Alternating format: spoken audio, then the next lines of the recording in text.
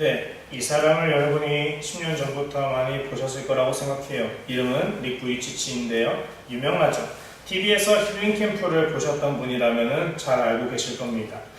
이분은 여러분이 다 알고 계시듯이 선천적으로 태어날 때부터 팔다리가 없이 태어났어요. 그래서 닉은 고작 10살에 자살을 결심할 정도로 마음고생이 이루 말할 수 없었다고 고백합니다. 그래서 닉은 8살 때 자기 인생을 두고 앞으로 이렇게 상상을 했다고 해요. 난 결혼도 못할 거야. 직장도 못 구할 거야.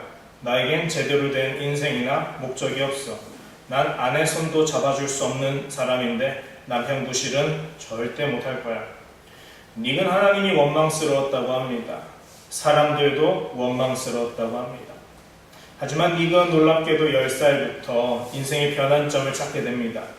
물이 가득한 욕조에 아버지가 목욕하라고 받아놓으셨는데 아버지께는 욕조에서 반신욕 좀 하고 싶어요 말하고 자살하려고 했다고 합니다.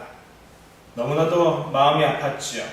그런데 자살하려고 욕조에 몸을 담근 순간 한 가지 문득 뇌리를 스치던 이미지가 있었다고 해요. 뭐냐면 만약 자기가 죽어서 자기가 무덤에 묻히게 되면 나를 사랑하는 나의 가족들이 내 무덤 앞에 서서 슬피 울고 있을 거라는 사실을 그는 미리 보았던 거지요.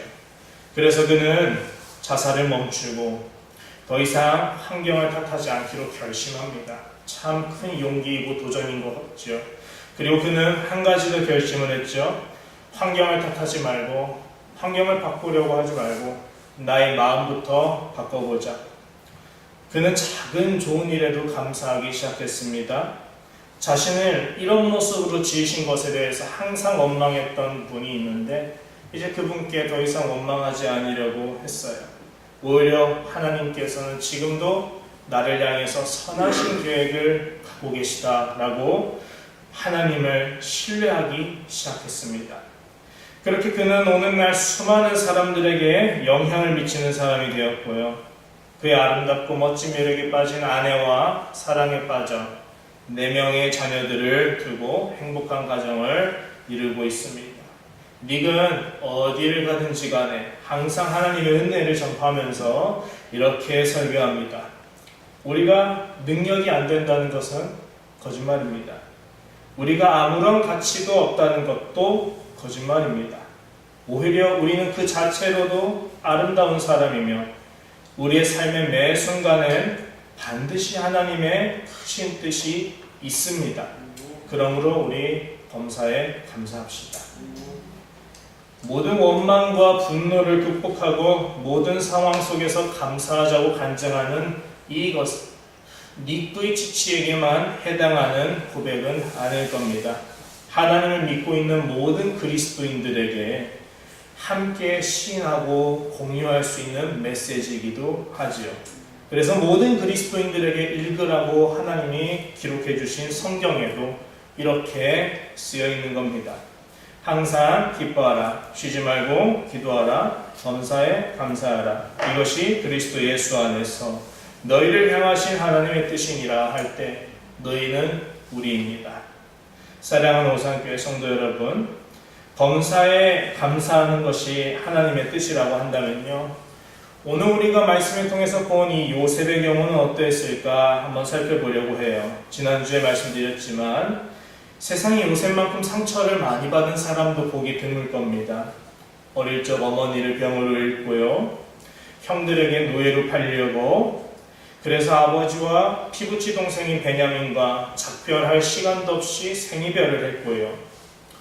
거기서 더 나아가 애국으로 노예로 팔려갔지요. 온갖 고초를 겪었습니다.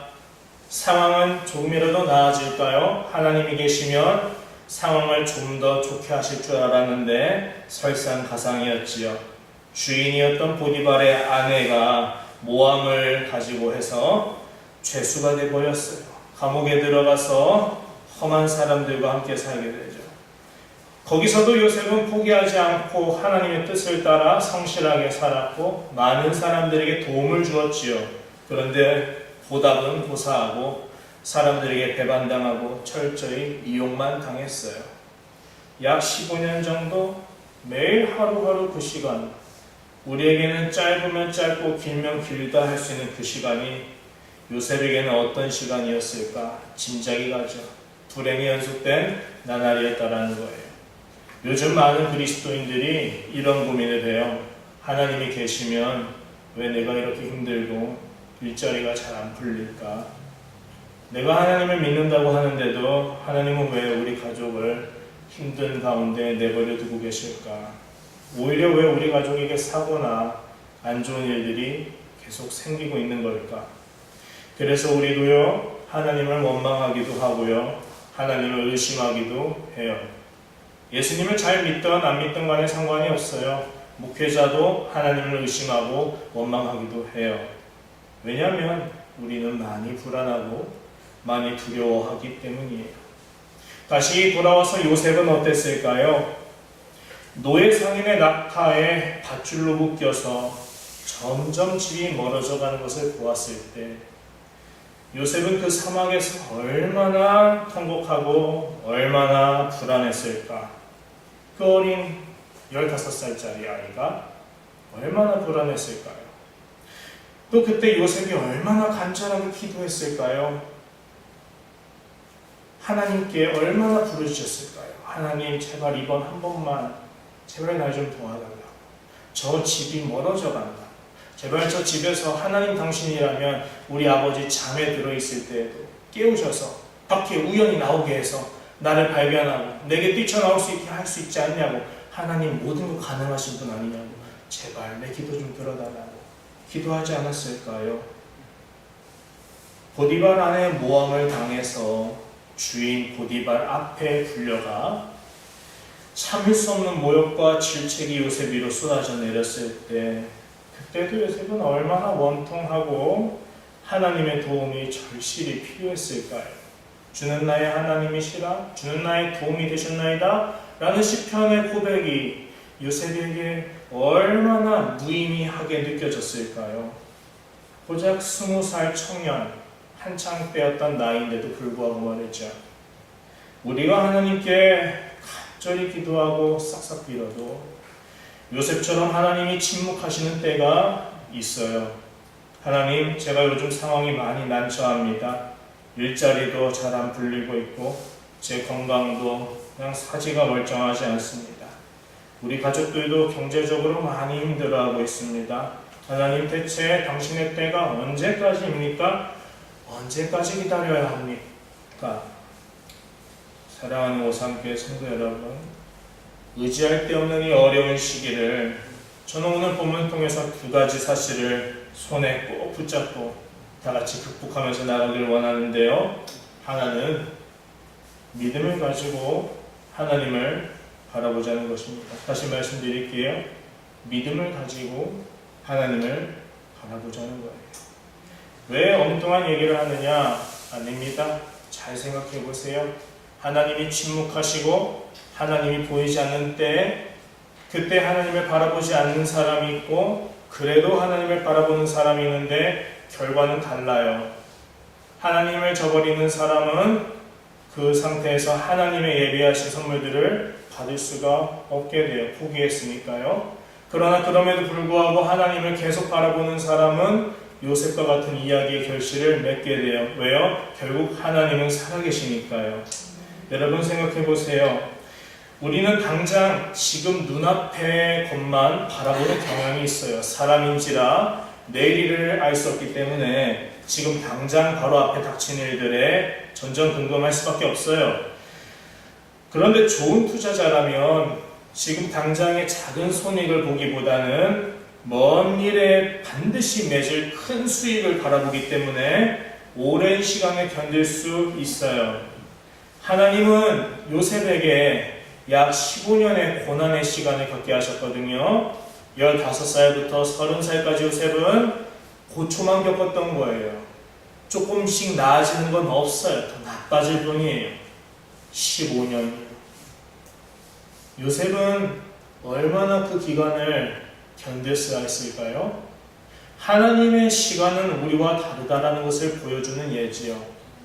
우리를 향한 하나님의 계획이 하나님, 지금 이 시기에 제가 좀 많이 힘듭니다. 지금 도와주셔야겠습니다. 맞아요. 지금 우린 도움이 필요해요. 하나님의 나를 향한 도움의 손길을 우린 지금 필요한데 하나님의 도우시는 때는 우리와 다를 수도 있고 같을 수도 있어요. 몰라요. 우리는 요셉처럼 15년이 될 수도 있고요. 어떤 사람에겐 60년이 될 수 있고요. 누군가에겐 하루가 될 수 있어요. 아무도 모르죠. 그러나 분명한 건 이거예요. 그것이 5년, 10년, 20년 이후에 우리에게는 하나님이 반드시 그 계획을 이루실 거라는 거예요. 그것이 무엇일까 하니까 요셉의 꿈이었어요. 요셉은 어릴 적 꿈을 꿨는데 두 가지 꿈을. 요셉은 커가면서 그 꿈의 정체를 몰랐다고 해요.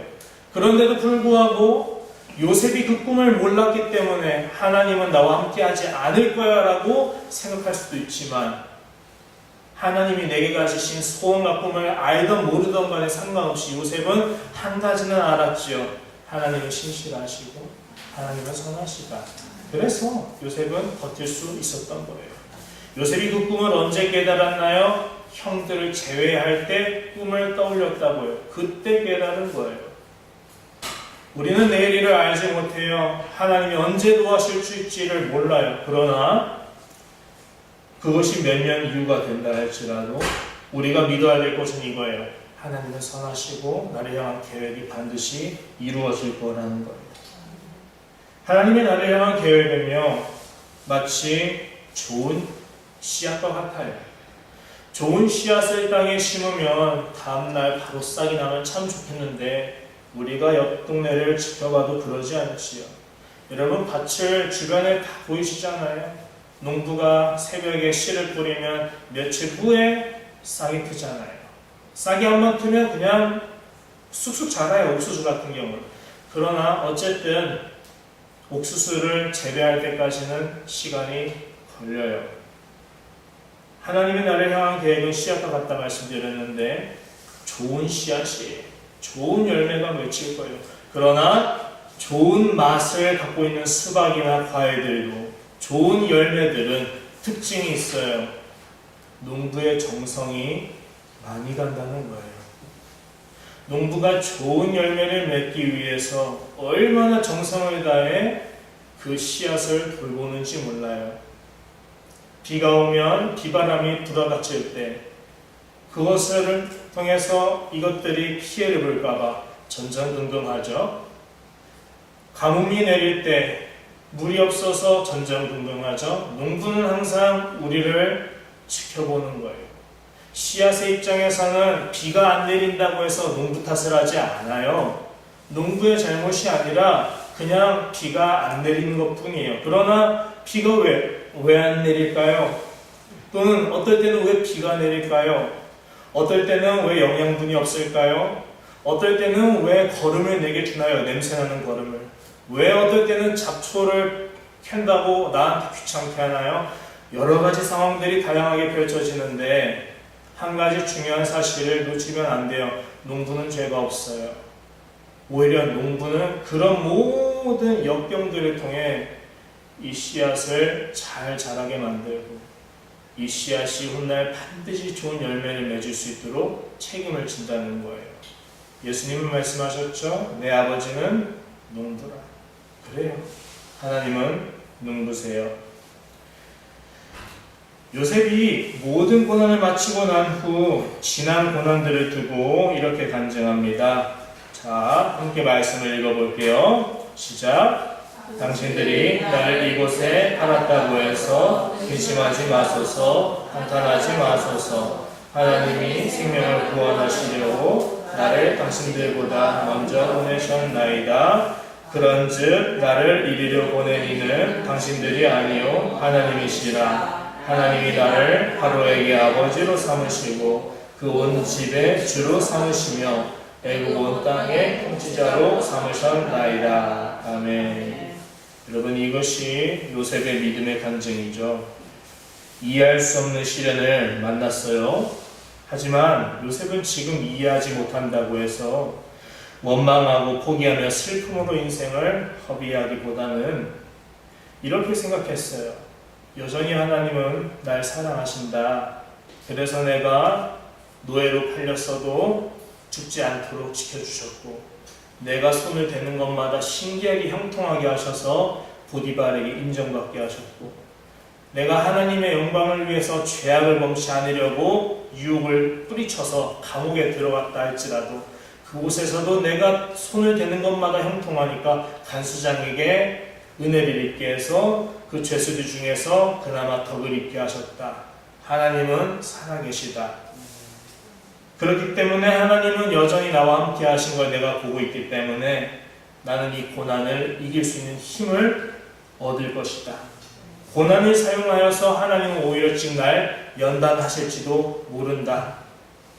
그렇기 때문에 나는 지금 내가 받고 있는 연단을 잘 받아야겠다.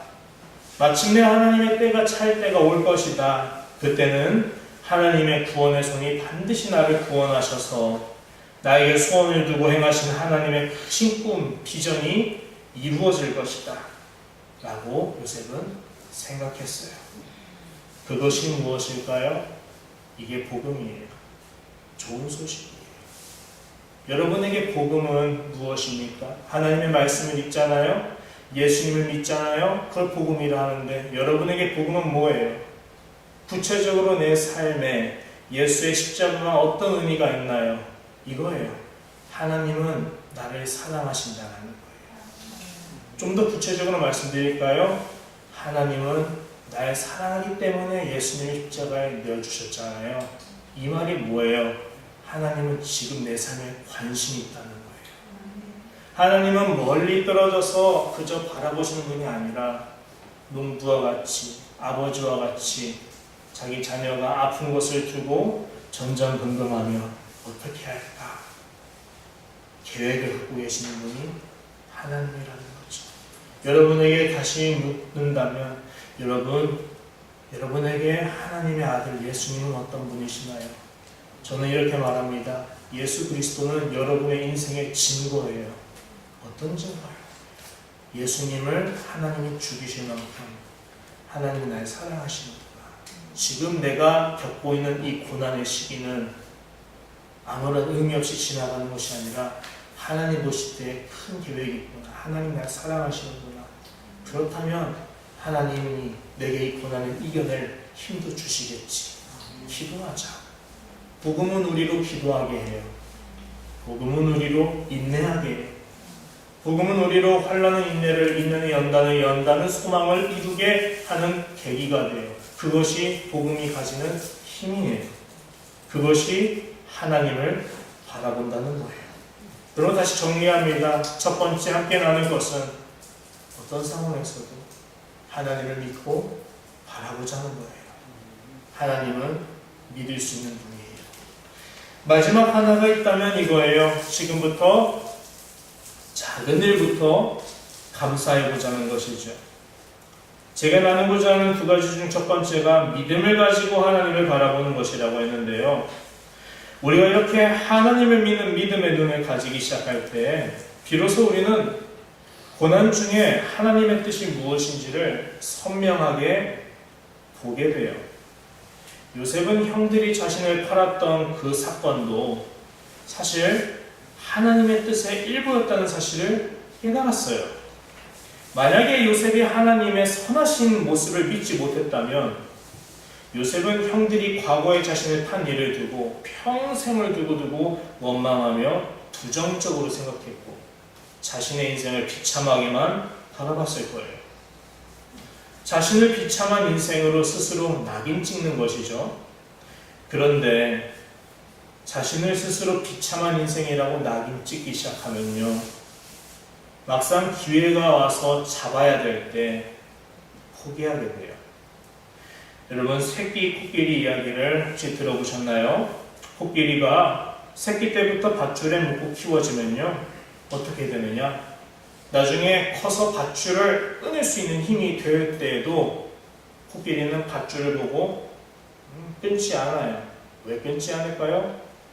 자기는 스스로 이렇게 세뇌된 거예요. 내가 어렸을 때부터 아무리 저 밧줄을 끊고 나가려고 해도 끊어지지 않았으니까 저 밧줄은 끊을 수 없어. 포기하자. 자기를 낙인 찍는 거예요. 감사하는 삶이 전 이와 같다고 봅니다. 내게 조그만 것에 대해서 감사를 시작하면 지금 당장 내게 큰 장애물로 와서 나를 벗어나지 못하게 하는 밧줄이, 인생의 밧줄이 나를 묶어서 내가 지금 괴롭게 있을 때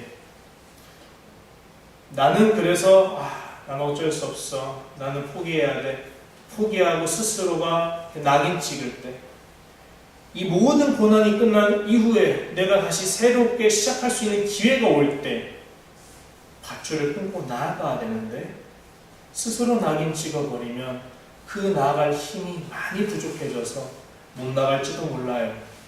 그것은 하나님께서 여러분에게 바라시는 뜻은 아니에요. 하나님은 오히려 우리에게 어떤 뜻을 품고 계실까요? 우리가 인생에서 장애물이라는 밧줄을 여러 만나죠. 특히 요즘 코로나 시대에 우리 모두가 그런 것들을 많이 만나고 있어요. 그러나 하나님은 계속 말씀하시는 거예요. 나는 지금 너와 함께 있단다. 나를 바라보려구나. 너가 지금 고난 가운데서도 내가 너의 손을 통해서 일하고 있단다. 너에게 주고 있는 작은 일들에 대해서 생각해 보려구나. 너는 지금 밧줄을 잠시 묶여 있지만 이걸 통해서 오히려 나는 널 성장시키고 그 밧줄을 끊고 나갈 수 있게 할 거야. 내가 너를 키우고 있으니까 나를 믿고 포기하지 말려구나. 그게 하나님 아버지의 우리를 향한 뜻이 아닐까요? 말씀을 맺으려고 해요. 믿음의 눈을 가지고 보면 지금 우리가 고난을 겪고 있는 와중에도 우리의 손을 통해서 일하고 계시는 형통을 이루시는 하나님의 손길을 발견할 수 있어요. 형통이 무엇입니까? 형통은 부자가 된다는 뜻이 아니에요. 또 형통은 뭐예요? 건강해진다는 것도 사실 아니에요. 성경이 말하는 형통은 달라요. 성경이 말하는 형통은 이거예요. 좌로나 우로나 치우치지 않고요. 하나님이 내게 예비하신, 약속하신 땅을 도착하는 게 형통인 거예요. 형통은 하나님이 내게 약속하신 땅에 끝까지 도착할 수 있도록 모든 장애물을 극복할 수 있게 하는 것들, 그걸 두고 성경은 형통이라 하는 거예요. 쉽게 말해 하나님의 날 향한 계획이 기쁠 때나 슬플 때나, 내가 형통할 때나 고난을 겪고 있을 때나 상관없이, 조건에 상관없이 지금 잘 진행되고 있다는 거예요. 그것이 형통이에요. 그렇게 본다면 지금 혹시 우리가 고난을 겪고 있다면 이 고난은 나에게 형통을 못하게 하는 것이 아니에요. 반대로 생각해야 돼요. 이 고난을 통해서 오히려 하나님은 나를 하나님이 예비하신 곳으로 이르게 하는 도구로 삼으셨다면 우리는 지금 형통의 터널을 잠시 건너고 있는 거예요. 터널을 지나갈 때 빛이 보이지 않지만 우리는 끝까지 믿고 가죠. 뒤로 돌아가진 않아요. 차가 뒤에서 막 오니까. 그래도 우리는 끝까지 이 터널에서 나가는 거예요. 왜? 아니까요. 이 터널의 끝에 빛이 있다는 걸 아니까 가는 거예요. 시편 119편 71절입니다. 함께 읽어볼까요? 시작. 고난당한 것이 내게 유익이라 이로 말미암아 내가 주의 율례들을 배우게 되었나이다. 아멘. 우리는 지금 고난을 통해서 무엇을 배우고 있나요? 한 영화에서 말하죠. 가족을 사랑하길 원한다면 뿅하고 사랑하는 마음을 줄까요? 아니면 하나님은 사랑할 수 있는 기회를 줄까요? 이에 대해서 여인은 깨닫고 지금 자신에게 닥친 이 어려운 역병을 드디어 마주보기 시작했어요. 그러자 그 가족은 회복이 되기 시작했다라는 이야기예요. 고난을 통해서 우리는 요즘 가족의 소중함을 배우고 있다면 우리는 잘 가고 있는 건 맞아요. 고난을 통해서 나를 향한 이웃의 손길을 발견하고 그 손길을 통해 나를 붙들고 계신 하나님의 은혜에 대해서 내가 알 수 있다면 우리는 지금 잘 가고 있는 건 맞아요. 그뿐일까요? 내 연약함을 보고 하나님께 기도하게 된다면 잘 가고 있는 거 맞고요. 나의 완악하고 추악한 모습들도 내가 돌아보게 된다면, 그리고 하나님께 회개할 수 있다면 오히려 코로나를 통해서 우리는 많은 것들, 돈으로도 살 수 없는 것들을, 평상시에는 얻을 수 없는 것들을 얻고 있다라고 말할 수 있습니다. 잠시 저의 얘기를 하자면, 저는 IMF 때 그거를 자주 말해서 죄송하지만 전 그것에 대해서 상처로 여기지 않아요. 그때 겪었던 어려움들은 힘들었죠? 그러나 그것이 아니었다면 제가 청주에 내려왔을까요? 제가 계속 부천에 있었고 저희 가정이 경제적으로 계속 부유했다면 저는 단언컨대 예수를 믿지 않았을 거예요. 왜요? 저는 그때 교회 잘 안 다녔거든요. 1,000원 헌금 받으면 500원 오락실 가서 까먹을 정도로 신앙에는 관심이 없었어요. 제가 어울려서 사귀고 놀았던 친구들은 다 나쁜 친구들이었어요. 제가 주동자였어요. 그냥 길 가다가 자동차가 이렇게 있으면 헤드라이트를 발로 푹 집어서 부서뜨리는 게 제 취미였어요. 전 그렇게 나쁜 사람이었어요. IMF는 저에게 인생의 전환점이었던 거예요. 그때 그것이 없었으면 저는 지금 저희 가정은 몇 억대의 부자일지도 몰라요. 잘 나갔었으니까요. 그런데요, 제가 하나님을 몰랐겠죠. 지금 사랑하는 아내를 만날 수도 없고, 제가 이곳에서 하나님의 말씀을 깨달은 것을 전하는 일조차도 저랑은 아무 상관이 없을 거예요. 여러분은 잘 생각하셔야 합니다. 지금 우리가 겪고 있는 코로나를 통해서 저는 그때가 또 겹쳐 보여요. 우리의 지금 다음 세대들이 자라고 있죠. 우리의 어린 자녀들, 조카들이 자라고 있어요. 이 아이들에게 이 시간은 상처로 남지 않았으면 좋겠어요. 상처로 남는 것은 우리가 이것을 스스로 부정적으로 낙인찍기 때문에 상처로 남아요. 그러나 오히려 이곳에서도 우린 감사하자라는 것을 가르치는 순간, 이 아이들은 이 순간에 대해서 하나님의 손길이 어디 있는지를 눈을 뜨고 볼 수 있게 돼요. 아, 여전히 하나님은 나에게 뜻이 있구나. 우리 가정에 뜻이 있구나. 하나님은 지금 우리 가정을 이런 식으로 다스리고 계시구나. 우리의 가정에 어떤 것들을 고치고 계시구나. 내 자신을 이렇게 고치고 계시구나. 우리 부모님을 고치고 계시구나. 하나님은 지금 역사하고 계시는구나. 이 고난은 우리에게 의미 없는, 그냥 재수 없는 일이 아니라 오히려 의미 있는, 하나님께서 나를 연단하시고 더 큰 미래를 위해 예비하고 계시는 하나의 과정이구나. 돈으로도 살 수 없는 이 과정을 우리가 잘 지나가야겠다. 기도해야겠다. 이게 정답이겠죠? 그리스도인이라면 우리가 이렇게 생각했으면 합니다. 그러므로 정리합니다. 오늘 두 가지 나눌 것은, 첫 번째, 믿음을 가지고 하나님을 바라보자라는 것이고, 두 번째, 작은 일부터 감사해보기 시작하자. 특별히 오늘 집에 돌아가시면 여러분의 사랑하는 가족들과 함께 우리가 지금 이 상황에서 감사해야 될 것들을 하나씩 나눠보세요. 얘야, 너는 요즘 뭐가 감사하니? 엄마 아빠는 요즘 이게 감사한 것 같아. 감사해보세요. 우리가 이 코로나가 끝나는 날 더 크게 비상할 줄로 믿습니다. 기도하겠습니다. 사랑하는 주님, 감사합니다. 고난당한 것이 우리에게 유익이 되길 원하고요. 이것이 상처로 남아서 우리 스스로를 낙인 찍는 그런 것들이 아니라 오히려 니꾸이치치처럼, 요셉처럼 하나님께서 이것 또한 나에게 예비하셨던 일이고 내가 이걸 통해 오히려 더 크게 쓰임받는다라고 고백할 수 있는 날이 오기를 원합니다. 하나님의 손에 나의 몸과 마음을 내어드립니다. 하나님께서 원하시는 형통의 모습으로 잘 도착할 수 있도록 우리를 붙드시고 인도하여 주옵소서. 감사드리며 예수님의 이름으로 기도합니다. 아멘.